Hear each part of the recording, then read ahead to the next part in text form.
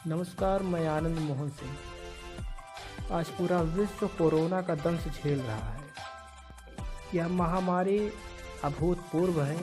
इतिहास का कोई भी पन्ना ऐसी वैश्विक महामारी का जिक्र नहीं करता। सबसे बड़ी बात और सबसे चिंता की बात यह है कि अभी तक इस बीमारी से बचने का कोई सटीक उपाय जन समुदाय में मौजूद नहीं है।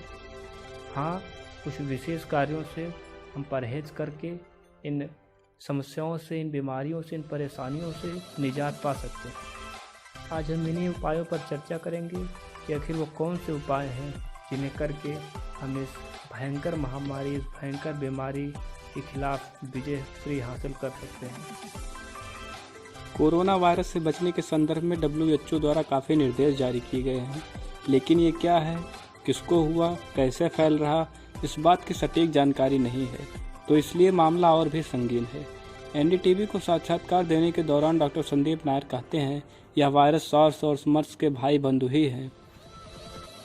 जैसे सार्स और मर्स जानवरों से शुरू हुए थे, ठीक उसी तरह यह भी जानवरों से ही आया है। यह पहले जानवर और अब इंसानों को प्रभावित कर रहा है। एक इंसान भी दूसरे इंसान को प्रभावित कर रहा है। यह जानवरों से जानवरों और इंसानों से इंसानों या जानवरों से इंसानों में फैल सकता है। अब इंसानों से इंसानों में फैलने की संभावना अपेक्षाकृत ज़्यादा है, इसलिए क्योंकि जानवर इंसानों की अपेक्षा कम चलायमान है और इंसान जानवरों की अपेक्षा ज़्यादा चलायमान है। इसका लक्षण सामान्य ही हैं, जैसे बुखार, खांसी, जुकाम, लेकिन वास्तविक मामलों में ऑक्सीजन की काफ़ी कमी हो जाती है और लंग्स में सफ़ेद छाया अर्थात न्यूमोनिया हो जाता है। सामान्य मनुष्य तो नियंत्रण कर लेता है, लेकिन जिन्हें हृदय या गुर्दे की बीमारी होती है वो संघर्ष नहीं कर पाते और दम तोड़ देते हैं। गर्भवती महिलाओं की समस्या बहुत ज़्यादा है। मुख्य समस्या सांस में है। इसमें ऑक्सीजन की इतनी कमी हो जाती है कि मरीज को ICU में ले जाने की भी ज़रूरत पड़ सकती है। इसके कुछ विशेष लक्षण निम्नलिखित हैं। बहती नाक, गले में खराश भी आ सकता है, खांसी, बुखार, सांस लेने में दिक्कत, भोजन का उचित स्वाद भी नहीं मिल सकता है आपको। कोरोना के उपचार के बारे में अगर हम बात करें तो वैसे इसका कोई सटीक उपचार अभी तक मेडिकल डाटा में आया नहीं है, किंतु एक इंटरव्यू देते हुए मेदांता हॉस्पिटल के 42 वर्षीय भारतीय चिकित्सिका सुशीला कटारिया कहती हैं, इटली से भारत आए 15 मरीजों में से 11 ठीक हो गए हैं। वह आगे कहती हैं, जिनमें कोरोना के शुरुआती लक्षण हैं उनको मल्टीविटामिन और सिम्टम्स के आधार पर ट्रीटमेंट दिया गया।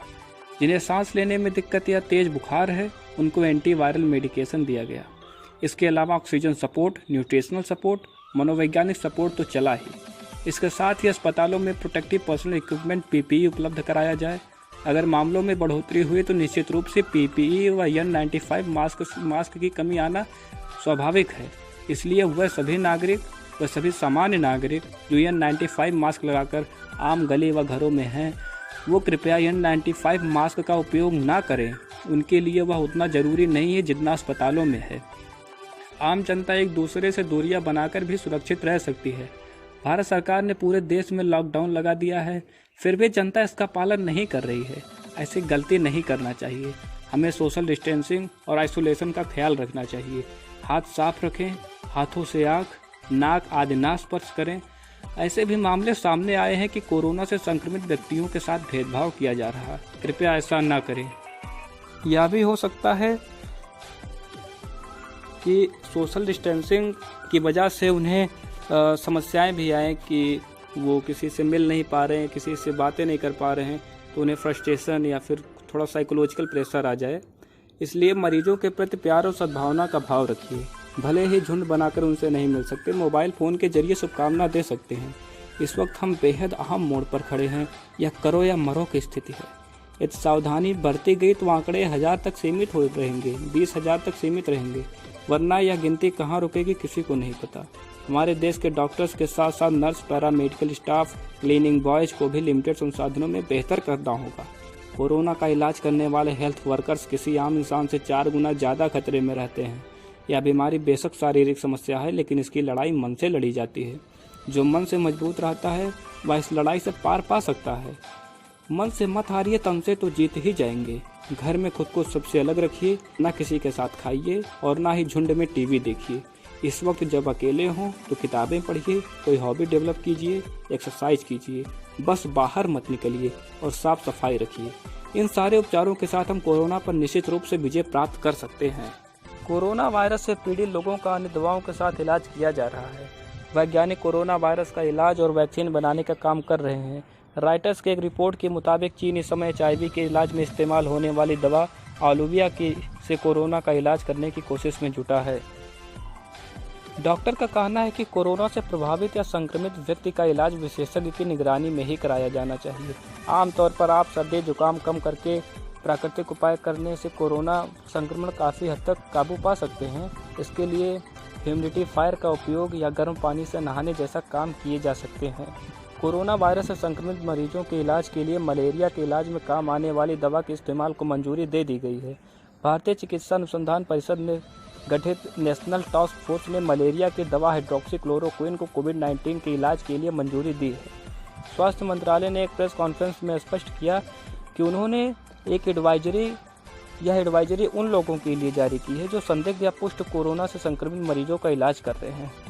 नेशनल टास्क फोर्स द्वारा सिफारिश की गई इस ट्रीटमेंट प्रोटोकॉल को भारत के औषधि महानियंत्रक ने भी मंजूरी दे दी है। हालांकि इस दवा का इस्तेमाल अभी आपात परिस्थिति में सीमित मात्रा में ही किया जाएगा। हाइड्रोक्सीक्लोरोक्विन दवा की अनुशंसा 15 साल से कम उम्र के बच्चों के लिए नहीं की गई है। इसके साथ ही आंख की बीमारी से जूझ रहे लोगों को भी इस दवा का इस्तेमाल नहीं करने को कहा गया है। परामर्श के मुताबिक सिर्फ पंजीकृत चिकित्सा पेशेवर के निर्देश पर ही यह दवा दी जा सकती है। नेशनल टास्क फोर्स द्वारा की गई सिफारिश में कहा गया है कि परामर्श के मुताबिक सिर्फ पंजीकृत चिकित्सा पेशेवर के निर्देश पर यह दवा दी जा सकती है। नेशनल टास्क फोर्स द्वारा की गई सिफारिश में कहा गया है कि दवा के इस्तेमाल में सावधानी बरती जानी चाहिए कि पहले 400 मिलीग्राम की दवा दिन में 2 बार दी जाएगी। इसके बाद 400 मिलीग्राम सप्ताह में 1 बार 7 हफ्ते तक दिया जाएगा।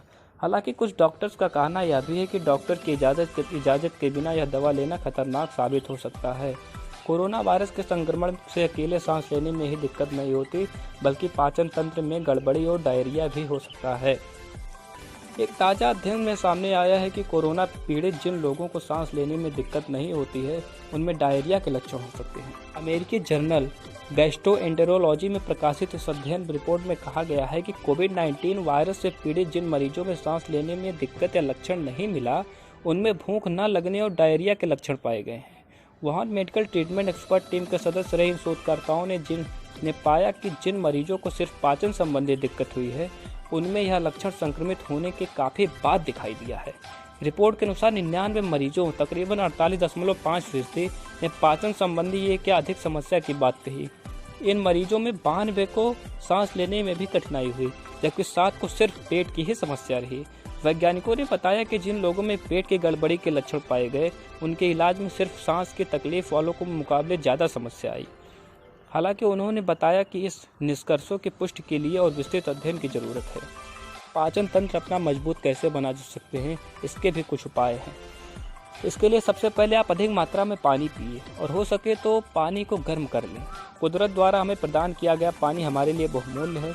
ज़्यादातर लोग दिन भर में बहुत कम पानी पीते हैं। हमें एक दिन में लगभग 2 से 4 लीटर पानी पीना चाहिए। अगर आपका पाचन तंत्र ठीक नहीं है तो आप इसे अधिक पानी पीकर भी काफ़ी हद तक मजबूत कर सकते हैं। इससे शरीर में पानी की आपूर्ति तो होती ही है, साथ ही भोजन पचने में भी आसानी होती है। इसलिए जितना हो सके ज़्यादा से ज़्यादा पानी पीजिए। आप अपनी दिनचर्या में सुधार लाकर भी पाचन तंत्र मजबूत बना सकते हैं। स्वस्थ शरीर के लिए दिनचर्या व्यवस्थित रहना बेहद जरूरी है। अगर आपकी दिनचर्या संतुलित नहीं है तो आपको दिन भर कई छोटी छोटी समस्याओं का सामना करना पड़ सकता है। व्यवस्थित दिनचर्या रखकर, यानी समय पर नींद से जागने, समय पर पर्याप्त नाश्ता करके, काम के साथ हल्का फुल्का व्यायाम करके, दिन में सामान्य और रात में हल्का भोजन करके, भोजन के बाद रात को टहल कर, पर्याप्त नींद लेकर हम अपना पाचन तंत्र मजबूत कर सकते हैं। तनाव से मुक्त रहना चाहिए। आज कई लोग अपने काम को लेकर तनाव में रहते हैं। बच्चे पढ़ाई के लिए तनाव में रहते हैं। नौजवान सही रोजगार की तलाश में है। गृहिणी परिवार को व्यवस्थित ढंग से चलाने के चलते तनाव में है। यानी कुल मिलाकर लगभग हर व्यक्ति तनावग्रस्त है। लेकिन तनाव इंसान का बहुत बड़ा दुश्मन होता है। तनाव के कारण व्यक्ति अंदर ही अंदर खोखला हो जाता है। चिकित्सक के मुताबिक ज़्यादा तनाव लेने वाले व्यक्ति पाचन तंत्र कमजोर होता है। इसलिए जितना हो सके तनाव मुक्त रहने का प्रयास कीजिए। फास्ट फूड आज से ही कर दे अवॉइड। फास्ट फूड से पाचन तंत्र में कुछ परेशानियां आना स्वाभाविक है। चटपटा खाने के कई शौकीन घर के बने सादे भोजन से दूरी बनाकर रखते हैं और इसी की पूर्ति करने के लिए फास्ट फूड खाने लगते हैं। किसी को यह कम पसंद होता है तो किसी को ज़्यादा। जिसको यह ज़्यादा पसंद होता है उनके द्वारा इसका रोज़ उपयोग उसका पाचन तंत्र खराब कर देता है। कुछ शारीरिक कार्य भी कर आप अपना पाचन तंत्र मजबूत बना सकते हैं। पाचन तंत्र अधिकतर उन्हीं लोगों का खराब होता है जो शारीरिक काम नहीं करते। ऐसे बहुत से लोग होते हैं जिनका काम शारीरिक नहीं होता। ऐसे लोग अपनी दिनचर्या में कुछ शारीरिक काम कर सकते हैं। अगर काम नहीं है तो वे सुबह उठकर टहल सकते हैं, पैदल घूम सकते हैं या दौड़ भी लगा सकते हैं। इसके अलावा कोई स्पोर्ट्स या साइकिलिंग करना भी उनके लिए फ़ायदेमंद साबित हो सकता है। आप शराब सिगरेट से दूरी बनाएं। शराब सिगरेट हमारे स्वास्थ्य के लिए बेहद हानिकारक है। इससे कई गंभीर बीमारियां होने का खतरा बढ़ जाता है। शुरुआत में इसका असर हमारे पाचन तंत्र पर दिखाई देता है। इन चीज़ों के सेवन से हमारा पाचन तंत्र तो कमज़ोर होता ही है, साथ ही हम कई गंभीर और जानलेवा बीमारियों के शिकार हो जाते हैं। यह आप जानते हैं। फिर भी इसके बावजूद आप लोग इसका सेवन करते हैं। इनका लगातार सेवन करते रहने से हमारा पाचन तंत्र खराब हो जाता है और कई बीमारियां भी घेर लेती हैं। रोज़ाना व्यायाम करें। व्यायाम करना हमारे शरीर के लिए बहुत फ़ायदेमंद साबित हो सकता है। रोज़ाना व्यायाम को अपनी दिनचर्या में शामिल करें। रोज़ एक्सरसाइज करने से हमें खाना बेहतर रूप से पचता है। इसके अलावा यह हमारे वजन का सही स्तर बना रहता है, जो हमारे पाचन तंत्र को मजबूत करने में मदद करता है। साथ ही जो विटामिन सी की गोलियों की बात करते हैं, आपकी विटामिन सी की गोलियां आपकी इम्यूनिटी सिस्टम को मजबूत करती हैं, तो विटामिन सी की गोलियां बगैर चिकित्सक के सलाह के मत खाइए। कोरोना वायरस के खिलाफ जंग लड़ रही पूरी दुनिया में इसका इलाज खोजने की कोशिश की जा रही है। इस बीच अमेरिका समेत कई देश हाइड्रोक्सीक्लोरोक्विन को कोरोना का इलाज बता रहे हैं। यह दवा भारत में बड़े पैमाने पर बनाई जाती है। यही कारण है कि हर देश भारत से मदद की मांग कर रहा है। बहरहाल कोरोना वायरस कोविड-19 की अगर हम बात करें, उसके इलाज में यह कारगर तो बताई जा रही है, लेकिन अपनी मर्जी से इन दवाओं को अगर आप प्रयोग करेंगे तो निश्चित रूप से साइड इफ़ेक्ट पड़ेगा आपके ऊपर। हाइड्रोक्सीक्लोरोक्विन से दिल की अनियमित धड़कन और ब्लड शुगर लेवल कम होने का खतरा हो सकता है। कनाडियन मेडिकल एसोसिएशन जर्नल में प्रकाशित रिपोर्ट में इन दवाओं से होने वाले साइड इफ़ेक्ट के बारे में बताया गया है। कनाडा के Sunnybrook Health Sciences Centre के शोधकर्ता डेविड जुर्लिंग कहते हैं, डॉक्टरों और मरीजों को इस बारे में पता होना चाहिए कि हाइड्रोक्सीक्लोरोक्विन और इससे जुड़ी ये दवाएं इंसानी शरीर पर कितना बुरा असर डालती हैं। वैज्ञानिकों के अनुसार इन दवाओं के दुष्प्रभाव तंत्रिका तंत्र संबंधी मनोविकार, मसलन घबराहट, भ्रम और मतिभ्रम के रूप में भी सामने आ सकते हैं। ज़्यादा खुराक जहर के समान भी साबित हो सकता है।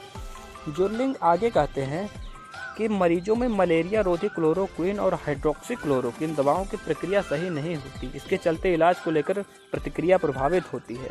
क्लोरोक्विन और हाइड्रोक्सीक्लोरोक्विन की ज़्यादा खुराक जहर का काम कर सकती है और मिर्गी, कोमा तथा कार्डियक अरेस्ट तक का खतरा हो सकता है। वैज्ञानिकों ने चेतावनी जारी की है कि बिना डॉक्टरी सलाह के हाइड्रोक्सीक्लोरोक्विन का इस्तेमाल करने से रोगियों को गठिया जैसे ऑटोइम्यून विकारों का भी सामना करना पड़ सकता है। इन दवाओं से कोरोना वायरस पीड़ितों को लगभग लाभ होने के साथ खराब गुणवत्ता के भी हैं, लेकिन इनके उपयोग से बीमारी के गंभीर होने का भी खतरा हो सकता है। जरूरी है कि कोरोना वायरस मरीजों के इलाज में इन दवाओं का इस्तेमाल करने से पहले अच्छी तरह से जांच कर लेनी चाहिए और चिकित्सक का भली भांति सलाह लेना चाहिए। इस बीच सबसे महत्वपूर्ण बात यह है कि भारत सरकार ने जो भी आपको सलाह दिया है, चाहे सोशल डिस्टेंसिंग हो या किसी भी प्रकार का भी सलाह जो भारत सरकार ने आपको दिया है, उसका सख्ती से पालन कीजिए, क्योंकि यह आपके लिए ही अच्छा साबित होगा। आपके लिए ही सरकार यह सब कर रही है। किसी भी विचारधारा से जुड़े हुए हों, लेकिन सरकार सबके लिए समान है। आप सरकार की बातों का पुरजोर समर्थन कीजिए। अगर हम इन सारे उपचारों के साथ आगे आएंगे तो निश्चित रूप से कोरोना पर हम विजय प्राप्त कर सकते हैं। नमस्कार, धन्यवाद। तो दोस्तों, आपको ये वीडियो कैसा लगा, ये हमें हमारे कमेंट बॉक्स में ज़रूर बताइएगा। हमें आपके कमेंट की प्रतीक्षा रहेगी ताकि हम आपके लिए और भी बहुत सारी जानकारी वाला वीडियो आपके सामने प्रस्तुत कर सकें। धन्यवाद।